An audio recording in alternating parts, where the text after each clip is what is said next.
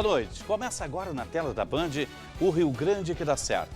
Nosso convidado de hoje é o diretor do Instituto do Cérebro do Rio Grande do Sul, o INCER, que alia tecnologia de ponta e pesquisa aplicada em benefício dos pacientes. Com muita satisfação, nós recebemos o Dr. Jaderson Costa da Costa. Conosco neste debate, os jornalistas do Grupo Bandeirantes de Comunicação, André Machado, apresentador das rádios do Grupo Bandeirantes, comentarista da Band TV Canal 10, e Lúcia Matos, apresentadora do Band Cidade. Boa noite a todos. Obrigado pela presença, Dr. Jaderson. Obrigado aos colegas também. O senhor comanda uma ilha de excelência, né? Eu gosto de dizer, é o Rio Grande que dá certo, que leva título no nosso programa. Contar um pouquinho do início dessa história, como é que foi organizar isso para chegar até hoje a essa ilha de excelência em pesquisa científica e neurologia? Bom, em primeiro lugar, obrigado pela oportunidade de poder falar no Rio Grande que dá certo sobre realmente essa ilha de excelência, falar sobre o Instituto do Cérebro e como se isso se organizou. O Instituto do Cérebro nasceu de uma necessidade. Qual é a necessidade? De nós termos a área da neurociências estudada que pudesse colocar em padrão internacional. Hoje a gente sabe que o esforço é um esforço internacional e, de certa forma, nós temos que estar em rede. Para isso, por que é Instituto do Cérebro e não Instituto de Neuro alguma coisa? Pela necessidade de a gente ter uma equipe multidisciplinar. Então, ele não é ligado a uma especialidade. Ou seja, todas as áreas do conhecimento estão lá representadas. Bom, qual é o objetivo disso? É poder, de certa forma, decodificar não só o funcionamento do cérebro normal, mas o que acontece em algumas doenças que hoje estão se tornando muito prevalentes em função do aumento da expectativa de vida. Tá? Então, ele surge baseado numa multidisciplinaridade, de uma necessidade. Por exemplo, as áreas de cardiologia evoluíram muito com os institutos de cardiologia. Sim. Mas a área da neurologia, a área das neurociências, elas estavam, de certa forma, limitadas a programas mais reduzidos. Entende? Eu acho que o Instituto vem preencher essa lacuna. O senhor cita a questão das doenças do cérebro, que acaba aparecendo mais em razão da longevidade. Isso. O que o Instituto tem colaborado já nesse caminho que tem de pesquisa, em termos de pesquisa, para que essas doenças sejam ou evitadas, ou tratáveis, ou melhor, que nós consigamos conviver melhor com elas aí no futuro próximo? Excelente pergunta. Uma das doenças, vamos colocar assim, uma das doenças que mais preocupam hoje, em termos do aumento da longevidade, é, por exemplo, as doenças degenerativas do cérebro. O Alzheimer. Doença de Alzheimer. As questões de perda de memória. Está na boca de todos nós. Exatamente, exatamente. Por quê? Porque tem uma questão que chama-se envelhecimento saudável. A gente sabe que com o próprio envelhecimento a gente perde parte da capacidade cognitiva e parte da memória. E a questão é, eu estou apresentando sintomas de Alzheimer ou não? O que é isso? Então, essa é a grande preocupação, porque é algo que começa a ter uma prevalência maior, ou seja, começa a ter mais casos a partir dos 55, 60, 65 anos. Então, você imagina, se você estendendo isso a 85, 90, a probabilidade vai aumentando. O que nós temos feito para isso? Nós nos inserimos no esforço internacional. Como? Nós começamos com um grupo da Georgetown, agora estamos com um grupo de Irvine. Você colocaste muito bem. Como eu posso antecipar o diagnóstico, ou seja, antes que apresente o sintoma? Eles trabalham com biomarcadores. Esse é o nosso esforço. O Instituto do Cérebro está inserido nesse esforço internacional de buscar aqueles marcadores. Antes do indivíduo apresentar os sintomas, eu posso já detectar que isso poderá acontecer. A doença aparece realmente, efetivamente, há mais casos? É uma questão de diagnóstico ou uma questão de expectativa de vida, doutor? Excelente. São as duas coisas. No momento que nós estendemos, vamos imaginar assim, numa época que as pessoas, eu me lembro na minha juventude, que quando meu pai relatava que faleceu um senhor idoso, ele falava há 60 anos, entende? Coitadinho, aquele velhinho, lembra? Ele faleceu. Hoje você não pode falar isso. Eu tenho indivíduos aqui com 90 anos jogando tênis, entende? Maravilhoso. Que bacana isso. Muito bom. Então, primeiro que aumentou. Mas segundo, também nós começamos a prestar mais atenção a isso, porque no momento que começa a surgir, eu começo a estender a minha expectativa de vida, eu também começo a prestar atenção a esses detalhes, porque esses indivíduos estão na ativa. Esses indivíduos, às vezes, ainda são cabeças de grandes companhias. Estão com 80 anos e não se aposentaram. Então, eles precisam da sua atividade cognitiva. Não basta jogar tênis, eles têm que estar bem. Então, o diagnóstico também se tornou mais acurado. Mas a pergunta hoje que se faz, por exemplo, em quanto tempo eu consigo antecipar? Tem um trabalho recente pelo JAMA, que é a revista da Associação Médica Americana, mostrando que é possível antecipar o diagnóstico em 20 a 30 anos.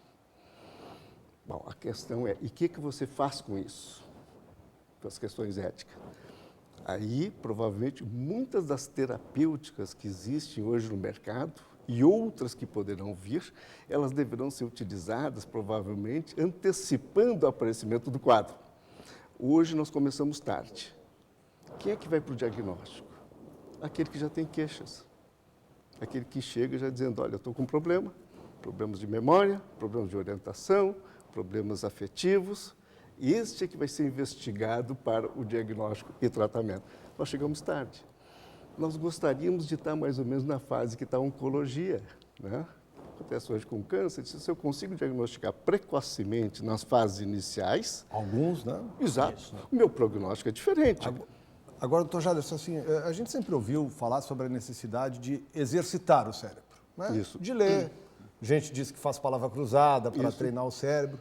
Mas eu vou relatar uma situação que eu tinha um vizinho que era uma figura brilhante, uma biblioteca incrível em casa, e ele havia lido todos aqueles livros. Isso. E eu cheguei e ele estava já numa cadeira de rodas por uma doença degenerativa que fez com que ele perdesse completamente a capacidade de falar e fosse aos poucos se apagando.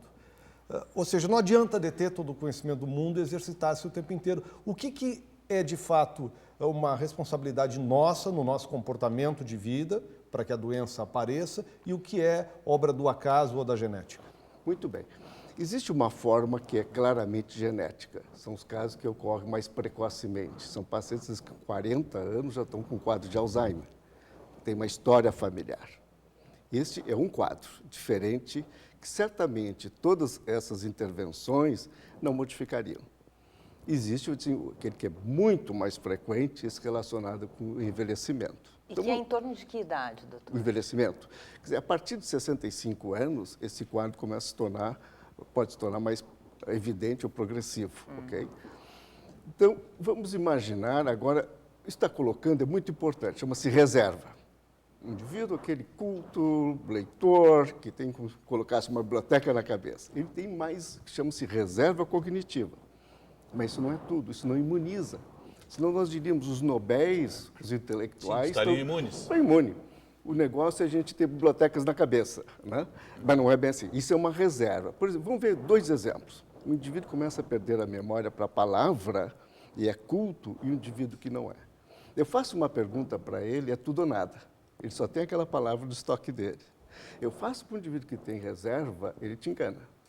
Ele te estende a conversa, ele vai, daqui a pouco ele usa um sinônimo, daqui a pouco ele te usa uma explicação, e tu é capaz de ficar sem saber se realmente ele não conhecia a palavra. Ele usa um xadrez para chegar na resposta. Ele abre, vocês fazem, por exemplo, assim, na atividade diária de vocês lidam com essas modificações semânticas, etc. Então, essa é a reserva cognitiva. Mas a pergunta é se tem outras coisas, como palavras cruzadas e tal. Eu digo, a gente fala muito a palavras cruzadas na leitura e tal. Existe uma coisa que é fantástica e que se faz pouco, aliás, se fala pouco. Atividade social.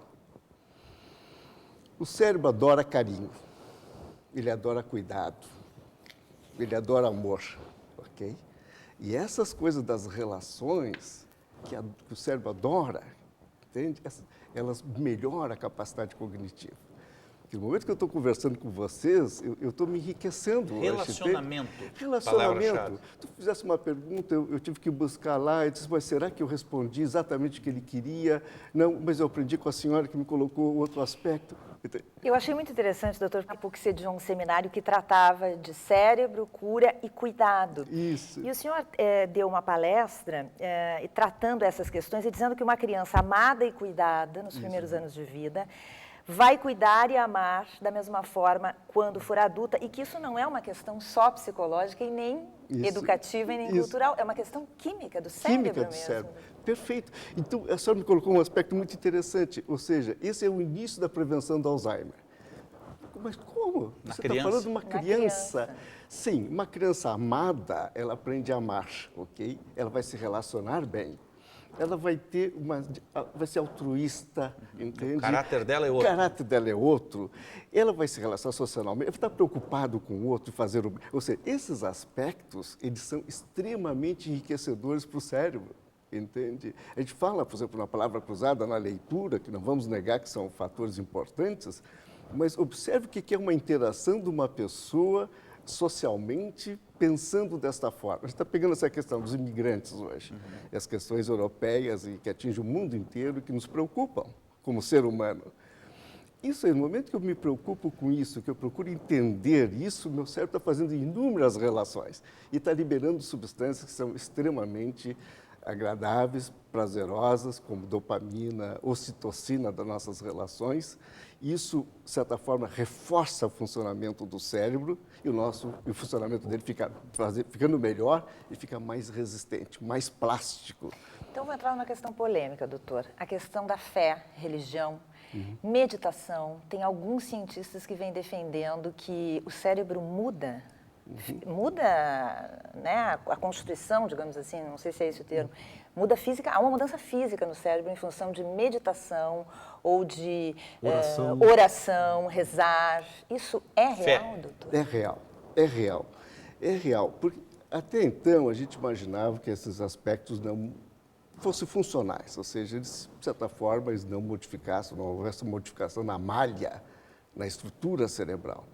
Hoje é possível visualizar isso, por exemplo, com tecnologia de ponta, por exemplo, que nem nós temos lá no Instituto Cérebro. Você faz ressonâncias chamadas funcionais, vê o funcionamento do cérebro, você estuda a rede. E é surpreendente saber que essa atividade de meditação, oração, elas modificam a estrutura cerebral. Não é só o funcionamento. Não é só os estímulos. Exato. O que é estrutura cerebral? Vamos entender bem. É fisicamente? É fisicamente. Eu vou dar um exemplo que é do cotidiano. Músicos de instrumentos de corda.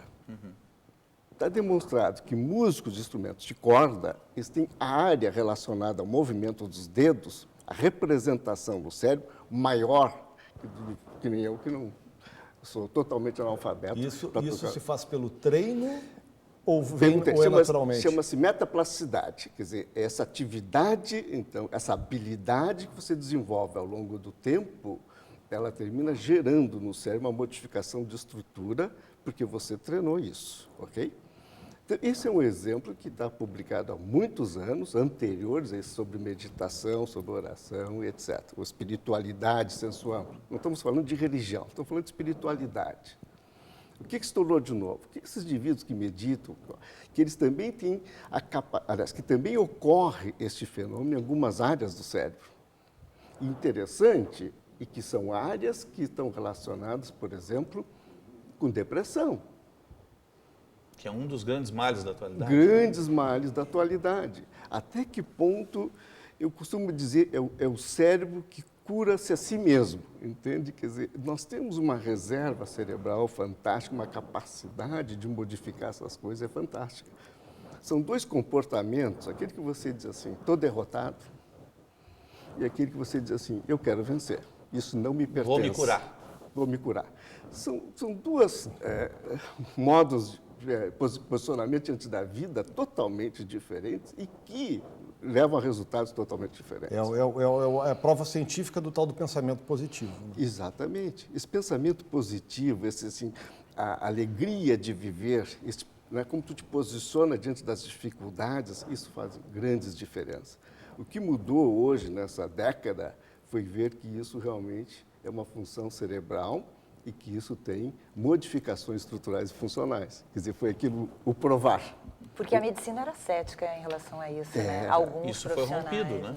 Foi rompido. Você sabe uma coisa interessante, assim, a gente fala muito em humanização da medicina. Eu costumo dizer que não existe medicina humanizada e a outra. Existe uma medicina, ela sempre foi assim. Porque cuidar de alguém, entende, já implica numa relação humana e que isso tem que estar presente. E as outras? As outras são outras coisas, nós não vamos falar nas outras. Então, o que, por exemplo, hoje faz parte, a Organização Mundial da Saúde colocou entre as ações, os eixos de bem-estar do paciente, ali do físico, do social, ok? O espiritual. Vamos entender espiritual nessa dimensão, não estou falando religiosa. É o cuidado, é o amparar, é o ser solidário, ok? Eu costumo, às vezes, dizer para os meus pacientes, eu vou ser seu advogado. Eu sou advogado, eu vou cuidar de ti também em relações, o que tu deve fazer, o que tu não deve fazer. Proteger um pouco sobre essas demandas, que são puramente mercantilistas, e você tem que ter essa participação de também interferir quando você vê que o paciente vai se dar mal. Proteger um pouco. Proteger. Então, essa proteção, esse cuidado faz parte desse espiritual. Entende? O senhor já tocou nesse assunto brevemente, mas queria um pouco adiante, na questão que fala da proteção na infância do Alzheimer ou da doença degenerativa na fase adulta, na velhice, obviamente. É o carinho que é o caminho, ou é a alimentação, é o esporte, isso, é uma qualidade de vida, o que modifica? Vamos tocar todos esses assuntos. Eu simplifico, às vezes, da seguinte maneira, porque vamos pegar um casal jovem, diante com uma criança, e tem uma série de dúvidas como educá-la. Né? E ele vai para a literatura, vai para a internet, tem 500 modos de fazer. E eles ficam, às vezes, confusos. E, às vezes, me perguntam, vocês nunca vão errar se você estiver dentro do amor. Se tu fizeres por amor, tu tiver amor para o teu filho, ok? Não te preocupa se o método é A, B ou C. Agora, se por acaso o amor estiver fora disso, rejeita. Não é por aí. Se ele for só técnico, mas não te colocar a palavra amor, o beijar, o tocar, o afagar, cai fora. Isso é outra coisa, não é o que nós estamos falando. Então, eu acho que isso é um preparo. Mas não é só isso, evidentemente. As pessoas que foram bem cuidadas estariam, de certa forma, também imunizadas. A atividade física é extremamente importante. Lembre-se que nos últimos, talvez 5 anos, se deu muita ênfase a isso. Até de colocar pessoas com dificuldade já cognitiva em atividade física. Por quê? Isso tem uma razão biológica. Nós ignorávamos um fator, desconhecíamos, que é a formação de novas células nervosas no cérebro humano do adulto.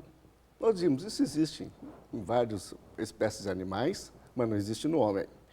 Isso realmente é demonstrado que existe, a partir de 1998, foi demonstrado que existe no cérebro humano. Porque na escola, eu aprendi antes disso, obviamente, as células do cérebro não se regeneravam. Exatamente. Paravam no momento de... Eu dei aula durante 35 anos de neurofisiologia dizendo isso.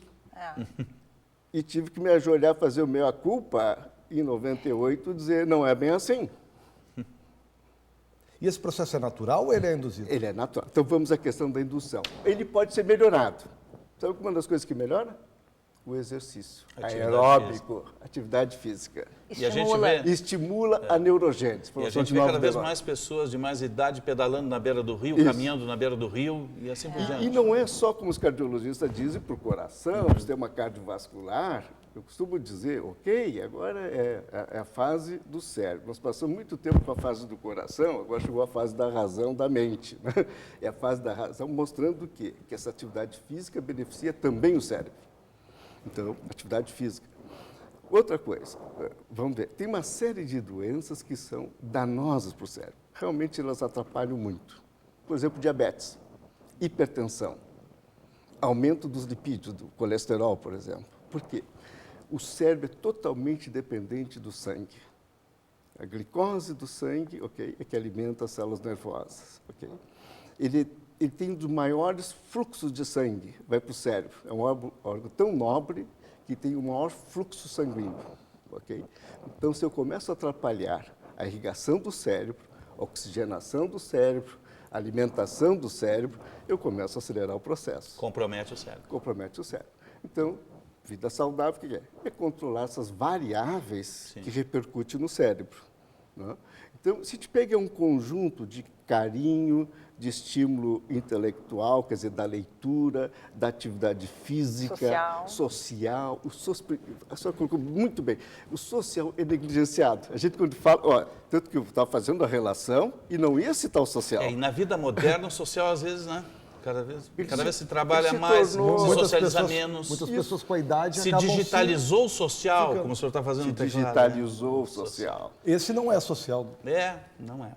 A gente pode chamar até de mídia social, mas eu não tenho assim, Não tem o olhar. olho no olho. É. Não tem aquilo decodificar a expressão. Não tem o toque. Não tem aquilo que eu chamo a leitura da mente. Eu tenho uma frase na redação, em vez do e-mail ou do WhatsApp, fale. E-mail e WhatsApp não tem olhar. Não eu tem gosto olhar. muito de dizer isso. Exatamente. Agora, o Instituto está produzindo também medidores disso tudo, né? Que justamente ele faz a medição do nível de esquecimento, é mais ou menos por aí, não é? Isso. Porque as pessoas perguntam, assim, quando nós estamos falando aqui, o nosso público está assistindo, e ele se pergunta, diz, mas como é que eu vou saber se eu estou bem ou estou mal? Então, desenvolvemos um aplicativo, até foi liderado pela neuropsicóloga Mina Português, que foi no sentido que a pessoa se autoavalia. Ele não tem função de dizer que você está doente ou não. Ele tem função de dizer, olha, isso aqui não está muito bem. Procure ver por que não está muito bem. Ok? Então, é uma maneira de a gente, de certa forma, ofertar à população, porque uma coisa que nós temos lutado muito no Instituto é não fazer a pesquisa puramente acadêmica, não estou nenhum questionamento contra a pesquisa puramente acadêmica. Nós queremos uma pesquisa que beneficie o paciente, chegue lá na ponta. Não fique presa na tese. Não fique presa na tese. Não fique presa no paper, na publicação. Então, o que a gente faz? Periodicamente, a gente procura ter encontros com a comunidade, sente as necessidades dela e procura ofertar alguma coisa. Por exemplo, um aplicativo, um curso, ok? Essas coisas estão falando. Doutor, o senhor falou das questões que podem ajudar e que ajudam, né? Envolvimento afetivo, afeto, envolvimento social, a questão dos exercícios. Agora, a prevenção é uma maneira muito importante de se combater, né, doenças. A gente chegou num ponto, por exemplo, eu falo como mulher, que já entrei naquela rotina, exames anuais preventivos. Isso seria importante em que sentido? Ter esse cuidado em relação ao cérebro, por exemplo, que é o que nos faz né, caminhar. Exatamente. Influencia toda a nossa vida. Quer dizer, o que nos diferencia, né? Essa capacidade de relacionamento, né? É a capacidade de amar, a capacidade de se relacionar, de se comunicar. Isso é cerebral, entende? A gente fala no caminhar, mas cerebralmente eu preciso dessa função. Então, a prevenção, a gente está falando na questão da prevenção, que passa por todo, assim, a recomendação é mantenha-se saudável nas questões médicas que nós falamos, mantenha uma vida social, ok? Pode ser uma social familiar, eu não estou falando que tem que ter muitos amigos, não é esse aspecto, mas que esse exercício faça parte da vida. Exercite isso. Né? Exercite. Atividade física também. A pergunta é se nós devemos começar a nos preocupar com Alzheimer precocemente.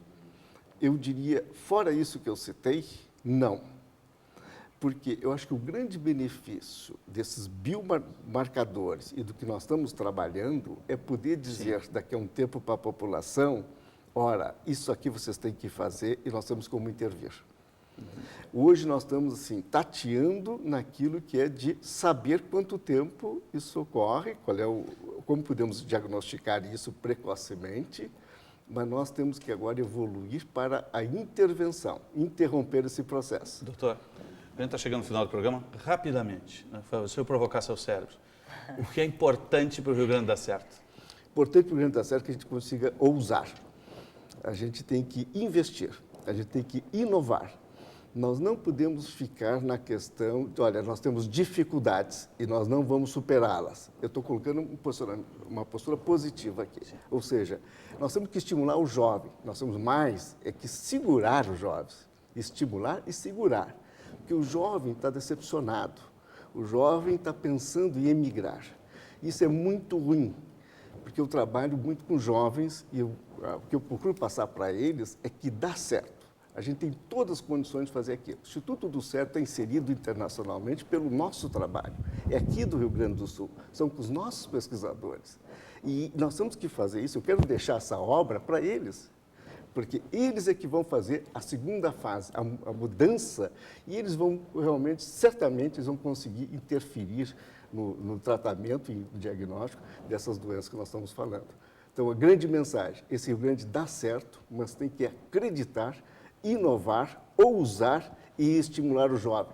Tem que sempre ter gente com menos de 30 anos trabalhando. Obrigado, Dr. Gerson, diretor do Instituto do Cérebro. Quero agradecer também o André Machado e a Lúcia Mato, nossos colegas. O Rio Grande que dá certo volta no próximo sábado. Até lá, obrigado pelo carinho da sua audiência. Um ótimo final de semana.